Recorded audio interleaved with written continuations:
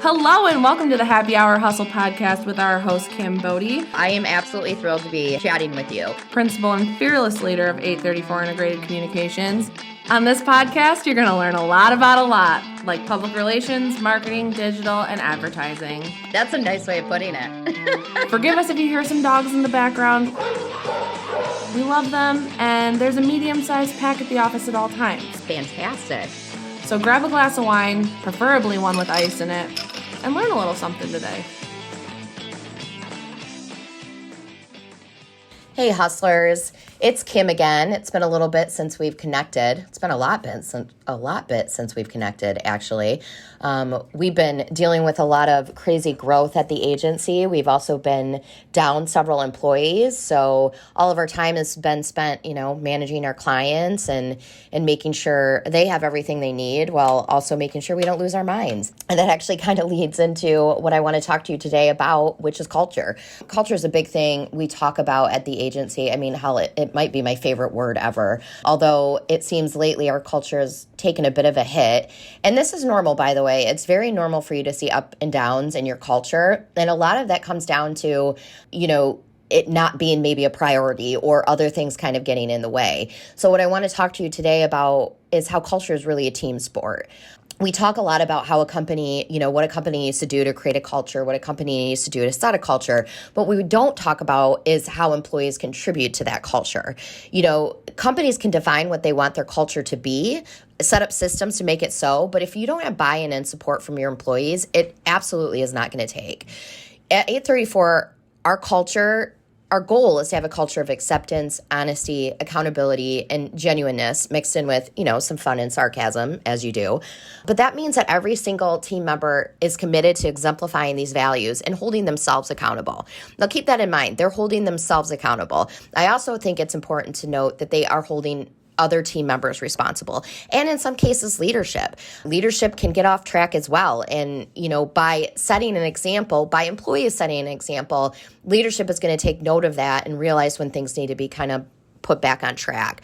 So I want to talk a little bit about how, as a team member or an employee, you yourself can support company culture. There's 4 ways I want to focus on. The first is empathy. We hear that word tossed around a lot. I think it's, sometimes I think it might even be the buzzword of 2022, which is fine because we've gotten rid of maybe pivot and all these other ones. Like, let me circle back. Like, please stop saying that. But empathy is defined as the ability to understand and share the feelings of another. Now, here's the deal. When you join a team, you don't choose who your other team members are, and you're not always going to agree with another team member or potentially even like them. And that is totally normal. You're not expected to be best friends with, everybody on the team or other employees. But what's important is that you take the time to understand their perspective or point of view. And there's some ways you can do that. It's like using phrases such as, I can see how difficult this has been, or the whole thing sounds so discouraging, or I can totally see why you would be upset. Those are really incredibly powerful phrases to use. And it's a way to set the tone for any conversation you're going to have with that team member. It's a way to show compassion and also show that you're willing to listen. And that right there is going to foster a culture of trust and openness. The other thing, the second one, is lead. This doesn't mean you're managing other people. This means you're managing you. I think when we talk about leadership, people seem to think that, or I think the misconception is that's when you're overseeing somebody or you're overseeing a team. That's not true. Every single person is a leader. And every day you're setting an example for those around you, whether you realize it or not. And that could be positive or negative. The goal is for that obviously to be positive. And like I said, being a leader isn't just leading others. It's learning to be humble and give away the credit. So instead of seeking recognition for yourself, you're recognizing and appreciating other members of the team. One of the ways that we do this is actually through when we do our team meetings, we do these, it's called people headlines. And what we do is we call out other things that members of the team have done that we're appreciative of. Hey, that was a great design, or thank you for handling that with me, or that was a really great, piece you wrote or blog you wrote or whatever. It's really important that you're acknowledging the contributions other team members are making, not just to the culture, but to the overall health of the team. So the third way, seek.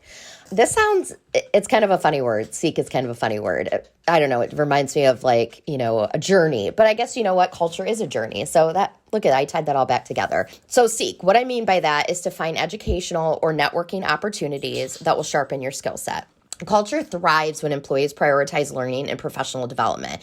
When you're seeking ways to expand your knowledge base, that's going to foster a productive, trusting, and open company culture. And also, you're growing your overall skill base. So whether you're going to stay with the company you're at for a long time, or you have different goals in a year or 2 years or 5 years, that experience and that continual growth professionally is going to be attractive to any place you go.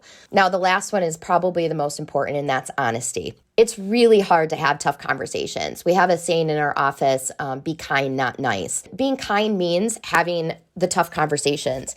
It means talking to an employee if something is bothering you, or if there's something that's happened. Like if you're having an issue with another member of the team, have a clear the air conversation. And by addressing issues as they arise, they're not going to foster and grow to the point that they're going to hurt team morale and ultimately damage culture.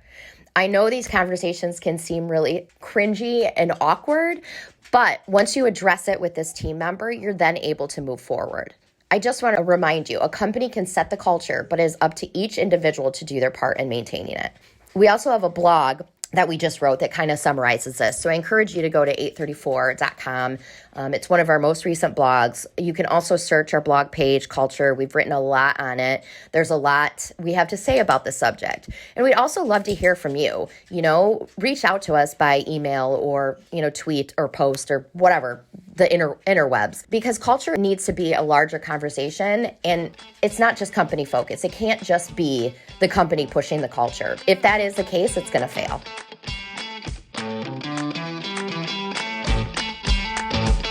Happy Hour Hustle Culture.